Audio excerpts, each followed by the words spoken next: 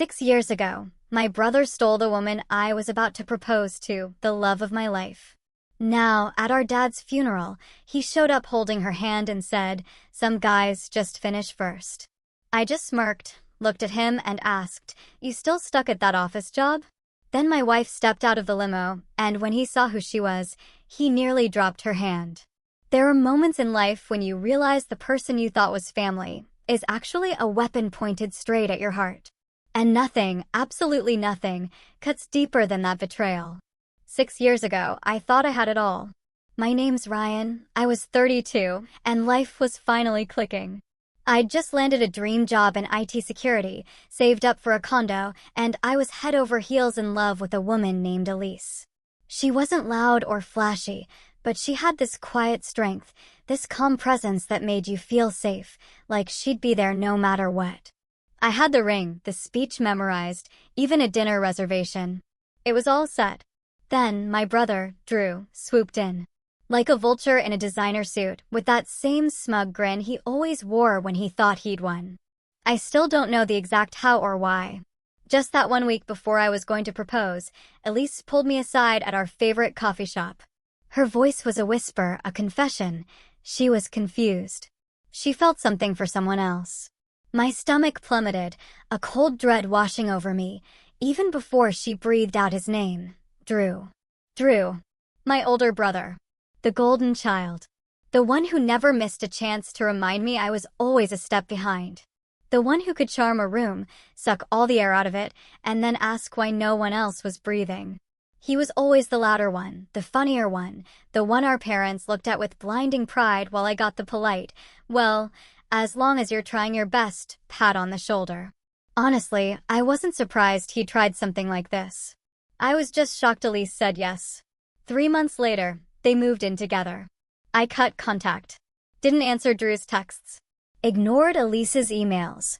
My mom, of course, tried to guilt-trip me into going to their engagement party. "Family is family, Ryan," she'd say. But all I heard was, "Your feelings don't matter as much as appearances." So, I did what I always do. I shut down. I got quiet. I poured every ounce of myself into my career. I stopped checking social media. I built walls so high even I couldn't see over them. And inside those walls, I found peace. Or at least, something that looked a lot like it. Then, last week, Dad died. It wasn't sudden. Lung cancer had been slowly taking him. But that call, the finality of it, still hit me like a freight train. I hadn't seen him in almost a year, but I still cried alone in my apartment. Meanwhile, Drew was posting photos of Dad from his hospital bed, with long-winded captions about cherishing every moment and the honor of being his son. I wanted to scream. Drew, who hadn't even visited last Christmas. Drew, who only reappeared when he found out Dad had a sizable life insurance policy. The funeral was last Saturday. Black suits, gray skies, hushed whispers. I arrived early, sat in the back. I just wanted to say goodbye, to grieve in peace. But of course, that wasn't in Drew's plan. 20 minutes late, he walked in hand with Elise. She wore black, but it clung to her curves like it was stitched with arrogance. Drew, meanwhile, looked like he was walking a red carpet. He spotted me immediately, his eyes scanning the room until they locked onto mine. That's when he smirked. As he passed my row, loud enough for anyone nearby to hear, he leaned in. "Some guys just finish first." I didn't flinch. Didn't blink. I just smiled. Then I said, "You still working that office job?" His smirk twitched. He wasn't expecting that. But that wasn't the real punch. Because just then, a sleek black limo pulled up outside the church. The door opened, and my wife stepped out. Drew, curious, wondering who I was smiling at, turned. And I swear, he nearly dropped Elise's hand. The moment he saw her, his whole posture deflated. His chest puffed out like a peacock's sank. His shoulders dropped a fraction, and his jaw hung open just long enough for Elise to notice. She followed his gaze, confused, until her eyes landed on Sabrina. Elegant. Composed. The kind of woman who didn't need to raise her voice to own a room. Sabrina walked over to me, her heels clicking like punctuation marks, wearing a tailored navy coat and sunglasses that didn't quite hide the sharp focus in her eyes. She wasn't flashy. She was the kind of woman who made flash irrelevant. She took my hand, kissed my cheek, and for a moment, I forgot we were at a funeral. The air around us didn't just shift, it changed ownership. Drew blinked like he was seeing a ghost. Elise's expression twisted, not with jealousy, but with something far worse, regret. I could almost hear the gears turning in her head. Drew was mouthing something, barely audible. Is that Sabrina DeWitt? Yep. The same Sabrina DeWitt who'd graced the cover of Forbes 30 Under 30. The same one who spoke at 3 tech conferences a year, started her own company from scratch, and whose clients included half the Fortune 500. And the same woman who, unlike Elise, actually saw me. Who liked me when I was quiet. Who didn't need me to perform to be enough. But I didn't say a word. I just turned back toward the altar with her hand in mine. The ceremony began, and I could feel Drew's eyes boring into the back of my head the entire time. He was unraveling, and I didn't have to lift a finger. But that wasn't the moment things truly shifted. That came later, at the wake. The reception was held at our parents' old estate, a place that, to me, still smelled like burnt toast and disappointment. The house was full of mourners, and Drew was in his element, shaking hands, laughing too loud, telling stories about Dad like he'd been his caretaker instead of a once-a-month visitor. Elise was glued to his side, occasionally tossing glances at Sabrina and me from across the room. At one point, I walked into the kitchen for a glass of water and found my mother there, stirring something on the stove. She didn't look up. "I saw who you brought," she said. I waited, and she sighed, deep and theatrical. This isn't a competition, Ryan. It's your father's funeral." "I didn't make it a competition," I said, my voice calm. "Drew did.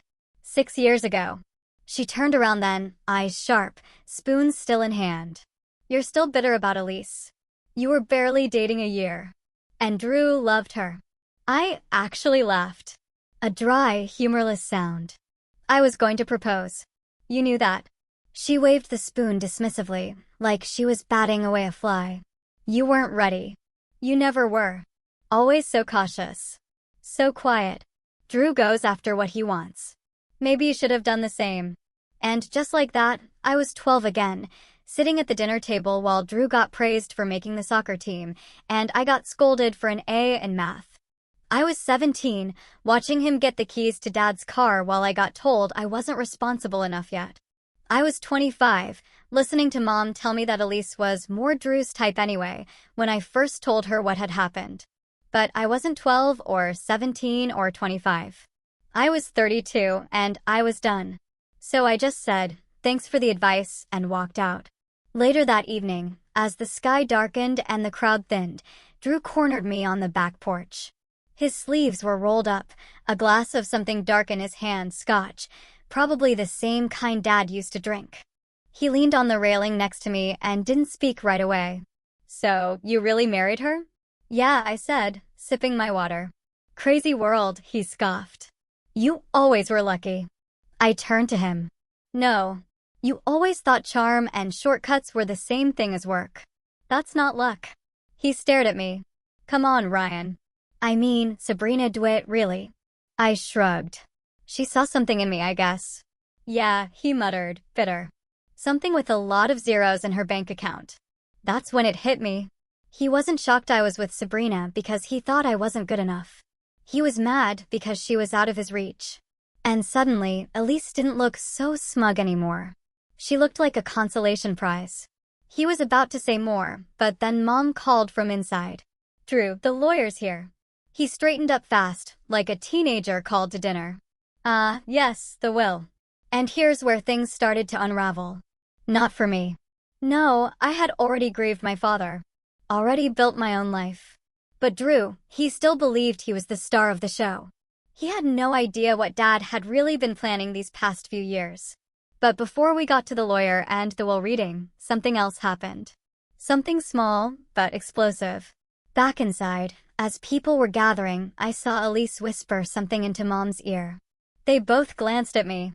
Then Mom turned and said, "Ryan, could I have a word?" "In private." I nodded, following her into the hallway. She closed the door. Elise is worried that Sabrina might cause distractions. She's very high profile, you know. I stared at her. You want her to leave? Just for the reading. It's family, Ryan. I almost laughed again, but there was no humor in it this time. You know, I said slowly. I used to think maybe you just didn't understand how much your favoritism affected me. But now I see it clearly. You chose not to see it. Ryan, no, I cut in, my voice calm low. You and Drew can have your little alliance. But Sabrina is my wife. She stays. I turned and walked away. That's when I noticed the lawyer, a man in a navy blazer with a worn briefcase, setting up at the front of the room. And Drew, he was already in the front row, one arm around Elise, that smug grin creeping back onto his face. He had no idea what was coming. The lawyer cleared his throat and opened the folder slowly, drawing everyone's attention. The room fell quiet, a tension in the air, static, unspoken, almost ritualistic. I looked around, scanning faces I hadn't seen in years. Most of them had aged. Some hadn't changed at all. And Drew, he sat tall, confident, leg crossed, a drink in hand, like he was already calculating the numbers in his head. I'd like to begin by thanking everyone for being here today, the lawyer started, his voice dry and practiced. Mr. Harold Whitmore's final wishes were very clearly outlined in this document, which he updated in full a year ago. At the mention of the will being updated, I saw Drew stiffen just slightly. His fingers paused on the rim of his glass. He asked that I read the following aloud. The lawyer pulled out a smaller sheet of paper and began reading a personal message Dad had left behind. It wasn't poetic. It wasn't warm. It was matter of fact, the way Dad always was. To my family, if you are hearing this, then I am gone. I have no illusions that I was perfect, and I know I left many things unsaid. But I want my last actions to speak clearly. I've spent the last year watching more carefully than most of you know. I've seen who showed up and who didn't, who gave with no expectations, and who took with both hands. What I built will not go to waste. Not again. A few people shifted in their seats. Mom blinked hard, her lips pressed tight. Drew, however, gave a tiny smirk, like he thought Dad was talking about me. I felt Sabrina's hand gently rest on mine. The lawyer placed the paper down and lifted the actual will. Let's begin with the estate, he said. Mr. Whitmore's residence, valued at approximately $2.1 million, will be transferred to. Drew leaned forward slightly. Ryan Whitmore. You could have heard a fork drop. I didn't move, didn't blink. My expression didn't change, but inside, my heart skipped. Not from joy, from shock. Drew's head jerked toward me. What? He blurted. The lawyer didn't flinch. The primary residence, along with all its contents, belongs solely to Mr. Ryan Whitmore.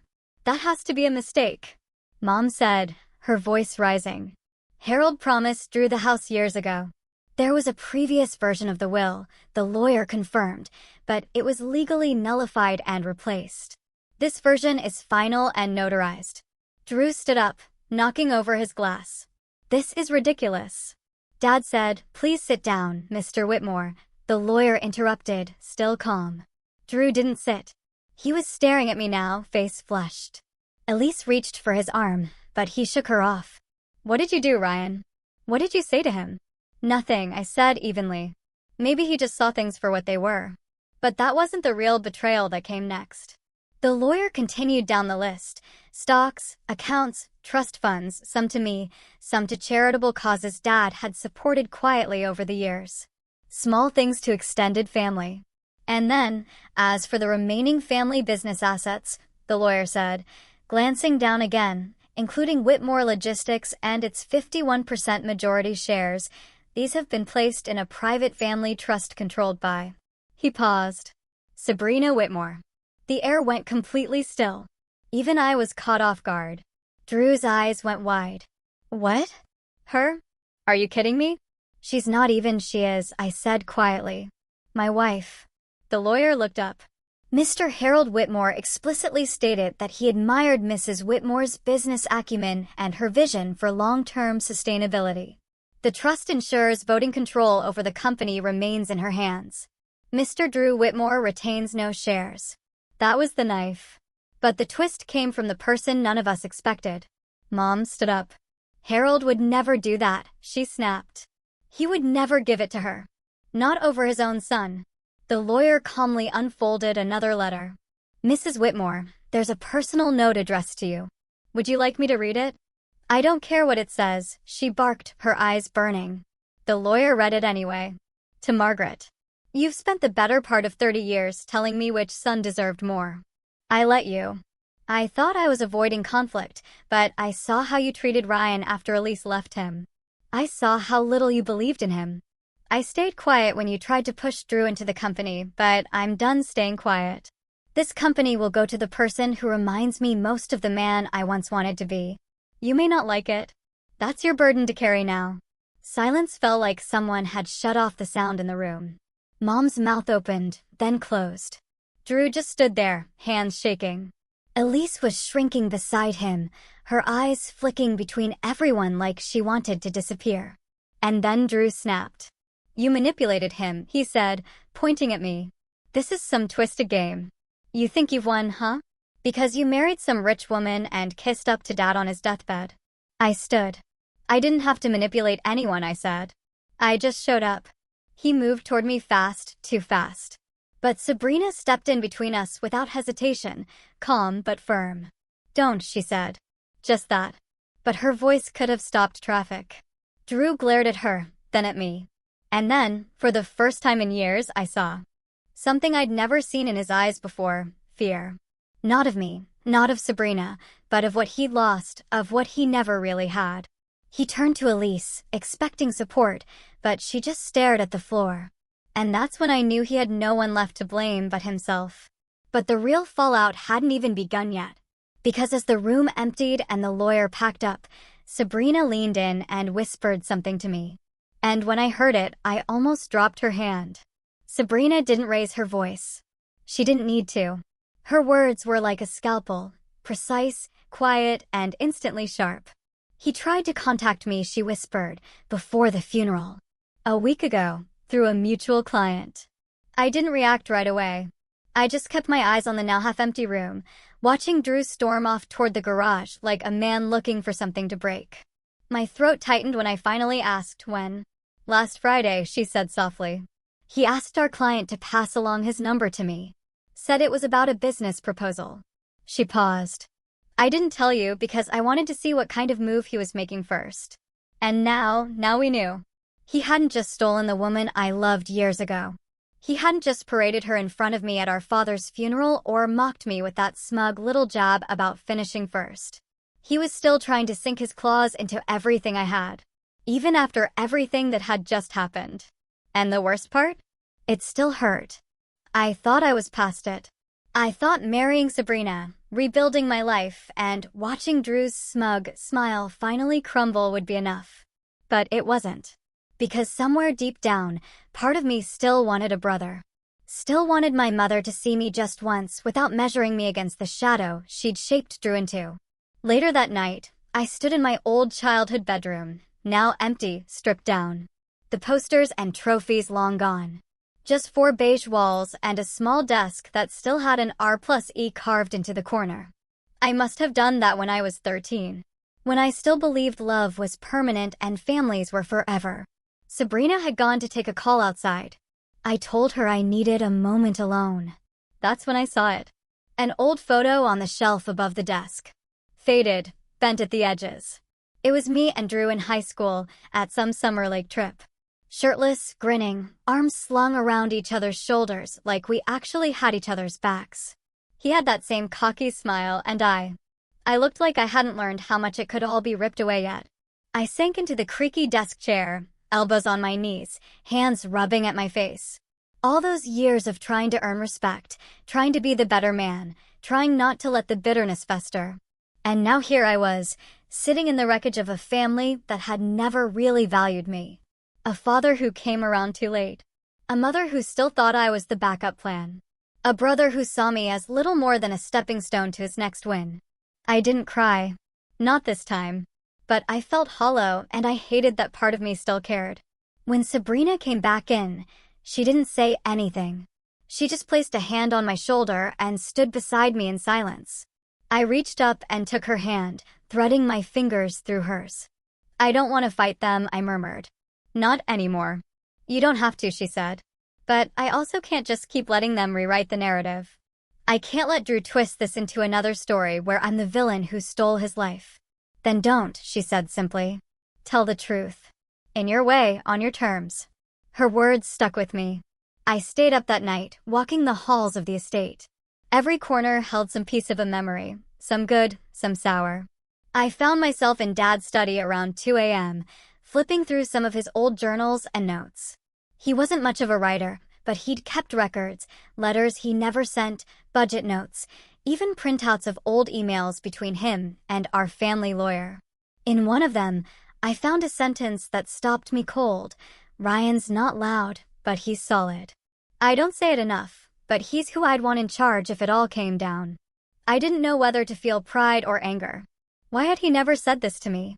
Why did he only find his voice through paperwork and lawyers after he was gone? But that sentence, it lit something in me. Not rage, not revenge. Just resolve. I closed the folder, pulled out my phone, and began typing. The next morning, I asked Sabrina to help me get a few things moving. I made calls. I contacted the board of Whitmore Logistics. I started reviewing the bylaws. I didn't know exactly what I was building toward yet, but I knew I wasn't going to just sit back and watch Drew throw one last tantrum and try to burn everything down. Because he would. I knew that now. This wasn't over for him. Not by a long shot. But it was changing for me. I wasn't going to play defense anymore. And if Drew wanted to test how solid I really was, he'd get his answer soon enough. The shift didn't happen overnight. It never does. But over the next few weeks, something changed. Not just around me, but in me. I returned home with Sabrina to our place in Seattle, a penthouse with wide windows and a quiet view of the Sound. The kind of home that felt calm, like it had nothing to prove. I remember standing on the balcony that first evening back, watching the sun dissolve into the ocean, feeling something I hadn't felt in a long time, certainty. Not about what I'd do next, but about why I had to do it. Drew was silent for about 10 days after the will reading. No texts, no calls, not even one of his dramatic rants on social media. I knew what that meant. He was scrambling behind closed doors. He was surely contacting every connection, every lawyer, every family friend who might find a loophole or some shred of sympathy to rally behind him. He'd always believed that confidence could fill in the gaps where competence failed. But now there were no shortcuts. No mom to whisper in Dad's ear. No Elise to run to when the lights dimmed. Meanwhile, I began the process of stepping into the role Dad had quietly built for me. At first, I wasn't sure I'd even keep the company. But Sabrina, ever the strategist, said something that stuck with me. "You don't have to wear your father's shoes. Just walk the path he paved with your own stride." So I did. I flew down to meet the Whitmore Logistics Board 2 weeks after the funeral. I expected skepticism, doubt, maybe even resistance. Instead, I walked into a room of gray suits and expectant eyes. And the first thing the chairman said was, "You look just like your father when he was young." But I didn't feel like him, and I didn't want to be him. I told them as much. "I'm not here to make promises I can't keep," I began. "But I won't coast on my name either. I want to understand what this company needs to survive the next 10 years, not just the next quarter." They nodded slowly at first, then with real interest. By the end of that tower meeting, I had half of them shaking my hand and the other half pulling me aside to quietly say they were relieved Drew wouldn't be involved. Sabrina was right. Dad had left the infrastructure, but now it was mine to shape. That same week, a small business podcast interviewed Sabrina about her newest acquisition. And when the host asked about her husband, she didn't flinch. "He's the most disciplined person I've ever met," she said, smiling. "He doesn't talk much, but when he moves, things shift." It shouldn't have meant as much as it did, but hearing those words made something tighten in my chest. It felt like someone finally saw the version of me I'd always known was there, beneath the quiet, beneath the years of being second best. The next month was a blur of meetings, plans, and quiet victories. We hired a new CFO for Whitmore Logistics, a sharp woman named Natalie with zero tolerance for fluff and a talent for spotting hidden inefficiencies. I let Sabrina consult on operational strategy, though she never overstepped. She was careful, respectful. She let me lead, and the numbers, they spoke for themselves. Revenue stabilized, employee morale improved, and within 6 weeks, we negotiated 2 contracts that Dad's team had been trying to land for years. My inbox went from ignored to overflowing. I found myself invited to dinners, conferences, private equity discussions, none of which had ever included me before. But through it all, I stayed focused and quiet. Let Drew make the noise. I was building the foundation. Then on a rainy Tuesday afternoon, the phone rang. I was in the office, going over restructuring plans with Natalie. I almost let it go to voicemail, but something made me answer. It was Elise. "Hey," she said softly.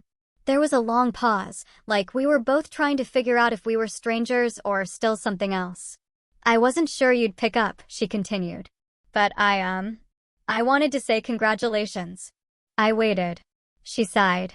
"You know, Drew's been difficult. He's taking it hard. He keeps saying you manipulated Dad somehow, or that Sabrina made you do it." "Did she?" I asked, my voice calm. "No," she admitted. He can't accept that you actually came out ahead. That you built something without playing dirty. It doesn't fit his version of the story." That line stuck with me. It doesn't fit his version of the story, because that's what it always was with Drew. A story where he was the hero, no matter how much wreckage he left behind. And now he had no narrative that could explain this version of reality where I didn't just survive. I thrived. Elise hesitated. Then, in a quieter voice, "Can I ask you something?" I didn't answer, but she took that as a yes. "Are you happy?" I thought about that for a long moment. About Sabrina curled up with her tablet on the couch at night, humming softly while she worked. About the quiet mornings with fresh coffee and shared glances across the kitchen. About the growing respect I was earning, not demanded, not gifted, but earned, from people who once ignored me. "Yes," I said. "I am." Elise was silent on the other end. Then she whispered, "I'm sorry." "I know," I said gently. "But that chapter's closed." She didn't argue, just hung up quietly. And when I looked up, I saw Sabrina standing in the doorway, holding 2 coffees. She didn't ask about the call, just raised a brow and offered the extra cup. I took it. Life had shifted subtly but completely. But I knew the calm wouldn't last. Because I had just stepped fully into the life Drew believed belonged to him. And now, somewhere out there, he was rewriting his next move. And the only question left was, how far would he go this time? It began with a single, delivered envelope. No return address, no note, just my name on the front, scrawled in the kind of rushed handwriting you only see when someone is angry or desperate. I opened it at my desk the next morning, a light drizzle tapping against the office windows as Seattle yawned awake below. Inside was a folded set of documents, photocopies of emails, legal filings, and one printed text conversation. My heart rate slowed as I flipped through them. Then it started picking up again. Drew. He'd been trying to sell confidential Whitmore Logistics client data to one of our competitors. Small time so far. Nothing that had moved past whispers. The emails showed him offering insight on contracts, vendor weaknesses, even private performance metrics. It hadn't gone through yet, but he'd tried. And the worst part? He wasn't even smart about it. He'd contacted an old acquaintance of his, someone he used to brag about beating in high school debates. Turns out that guy had climbed up the ladder at one of our rival firms, but apparently, he had a moral compass and a conscience. He sent everything anonymously. Didn't want to be involved, but couldn't ignore what Drew was doing. I sat back in my chair, staring at the ceiling. So, this was it. Drew hadn't just accepted the loss. He was trying to sabotage me. To poison the ground I was finally standing on. Not to build something for himself. No. That would take vision, patience. He just wanted me to fall. For days, I didn't tell anyone. Not Sabrina. Not Natalie. Not the board. Instead, I began gathering. I traced Drew's communication patterns, used my old skills in cybersecurity to check where else he might have sent things, what data might have been exposed. I discovered he had access credentials that should have been revoked when Dad passed, but someone in our outdated IT department had overlooked them. I quietly fixed the hole. No drama, no warnings. Just preparation. Because if Drew was going to play dirty, then I needed to be several moves ahead. I flew out to New York for a conference the following week.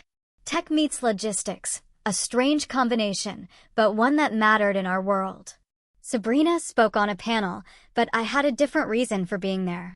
I met with another company, a startup I'd been tracking for over a year.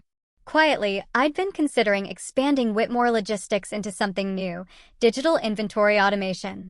Something Dad never understood. But the world was shifting. Old models were rotting. And this startup? They were lean, smart, and hungry. All they needed was a strong partner to scale. I made them an offer. Not public, not loud, but enough to get their board's attention. If the deal went through, it would put Whitmore Logistics in a position of dominance, not just survival. Control across multiple verticals. The deal came with a catch, though. We'd need to do a full internal audit for legal compliance before they signed off. Standard practice. But for me, it was an opportunity. An audit meant every file, every communication, every ghost in the machine exposed. And Drew's fingerprints were all over things I now knew he'd hoped no one would ever see. I called Natalie into my office the next day. "I want to do a top-down systems audit," I said. She frowned. "You mean for the acquisition?" "That's part of it," I said. "But I also want to know who still has legacy access to confidential systems." Her eyes narrowed just slightly. "You think someone's poking around?" "Not yet," I said. "But I want to be ready if they do." She didn't press, because she trusted me now. And then, almost like fate aligning itself, I got another surprise. Sabrina walked into my office later that day with a smile I hadn't seen in weeks. A smile that meant something just clicked. "We found the missing link," she said, dropping a binder on my desk. Inside were scanned documents from a property we'd inherited. Some old development land our father had bought years ago but never built on. He always said it was too risky. But what Sabrina had discovered through a quiet land survey was that the zoning laws had shifted. That land was now cleared for commercial construction downtown, a gold mine.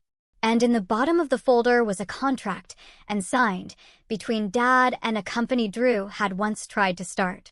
A contract Dad never moved forward with, one he quietly buried. He never trusted Drew to develop it. But now it was mine. It's shovel. "Ready," Sabrina said. "And if you back it through Whitmore, you could double your valuation inside a year." My head swam. Everything was aligning. Power. Leverage. Visibility. The very things Drew had always thought were his by birthright. He tried to break me 6 years ago. Tried to humiliate me at a funeral. Tried to claw at my foundation when I finally stood on my own. But he didn't know what was coming. Because now I had more than money. I had proof. I had power. I had a company behind me, a wife beside me, and a name Drew couldn't erase anymore. Not even with lies. I didn't want revenge. But I was about to show him something far worse than anger, indifference. And when I executed the next move publicly, he would finally understand what it meant to lose something he never truly owned. But first, I had one last thing to do. Because Drew wasn't going to stop. Not until I made sure he couldn't.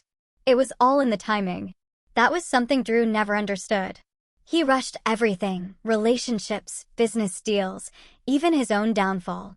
But I'd spent the last 6 years learning how to wait, how to sharpen the blade quietly while everyone else was still swinging wildly. And now the blade was ready.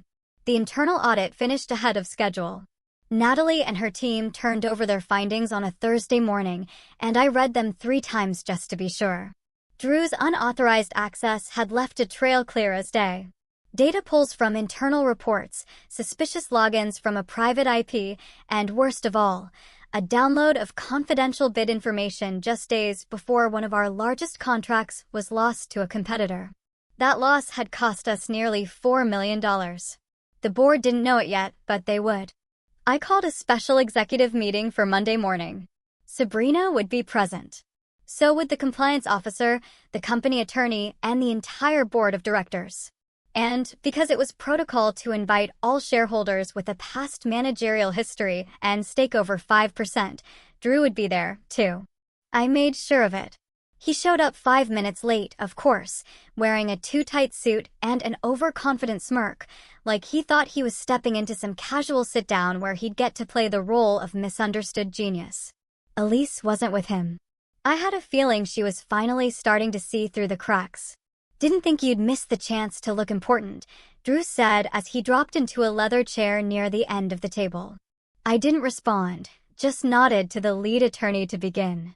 The attorney cleared his throat and pulled up the screen behind him, where a slide titled Security Breach Findings, Summary Report, glowed in large, clean letters. The room fell quiet as the findings were laid out.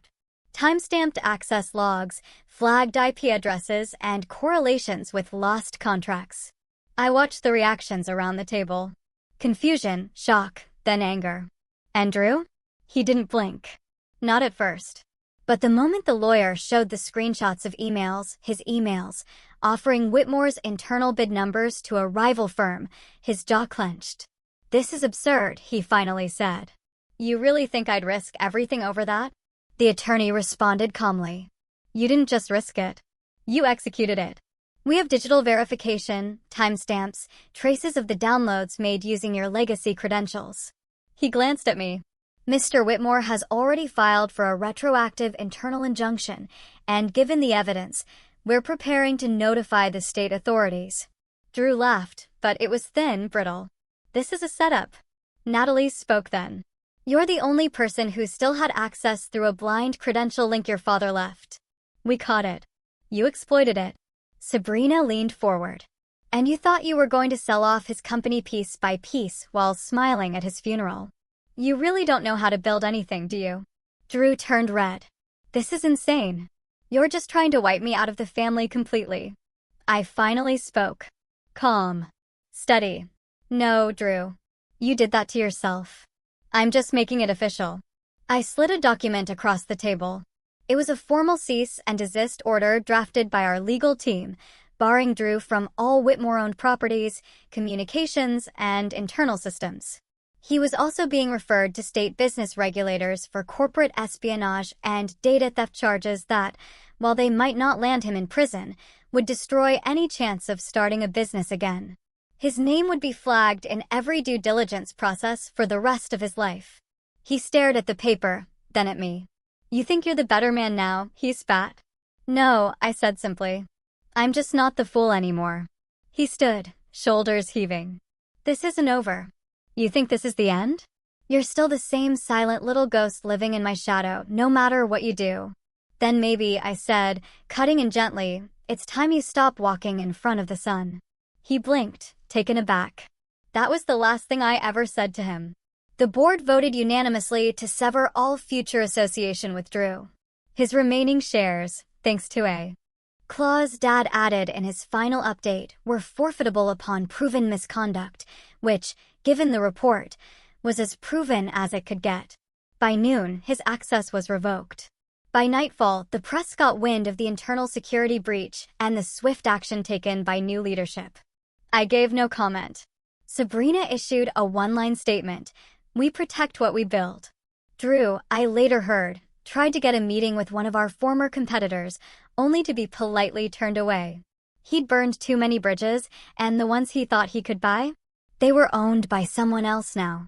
Me. In the days that followed, I didn't celebrate. I just worked. Contracts were signed with the startup. Our market value rose. Sabrina negotiated an investment partnership with a European firm that gave us presence in 3 new countries. I spent my days building, not gloating, not chasing ghosts. But there was one final moment that made the revenge truly settle. A letter arrived, handwritten. No envelope this time, just a short message on lined paper. You got what you wanted. I hope it was worth it. D. I folded it once and tucked it into the back of my desk drawer without a word, because I had no interest in responding. He wanted me to come down to his level, but I was already building something he couldn't reach anymore. And he finally knew it. The fallout came quickly. A week after the board meeting, Drew's name hit the industry blacklist. The startup circles he used to lurk in closed their doors. I didn't have to say a word. The documents we'd uncovered spoke louder than I ever could. His LinkedIn went dark. Elise moved out quietly, without drama. I knew because Sabrina received an automated change of address alert linked to one of the old shared properties Drew had tried to funnel through their joint accounts. She moved back in with her sister across town. I wasn't surprised. A month later, Mom called. I stared at the screen for a long time. It blinked once, twice. Then I let it go to voicemail. She tried again the next day. This time, she left a message. Ryan, I don't even know what to say. He's devastated. You didn't have to destroy him like that. He's your brother. No apology. Not even a hint of accountability. Just more excuses. More of the same. I deleted the message without replying. 3 months passed. Whitmore Logistics was thriving. The acquisition was finalized, and with Sabrina's guidance, we rolled out a new digital logistics platform that reduced processing time by 37%. Our valuation doubled. Forbes ran a profile titled "The Silent Son Who Rebuilt an Empire." I didn't care much for the headline, but the truth underneath it mattered. I was finally seen. Not because I screamed, but because I stood firm. Drew. He tried to start over. Moved to a smaller city 2 states over and launched a consulting firm under a different name, but it didn't last. Word spread. No one trusted a man with a record of corporate theft and a reputation for burning bridges. One of our clients sent me a photo a few months later, Drew working at a co-working space, hunched over a laptop, wearing the same jacket he wore at Dad's funeral. Same skull, too. He wasn't building anything. He was just trying to stay afloat. Mom stopped calling after that. I think she understood I wasn't coming back. Not to Sunday dinners. Not to birthdays.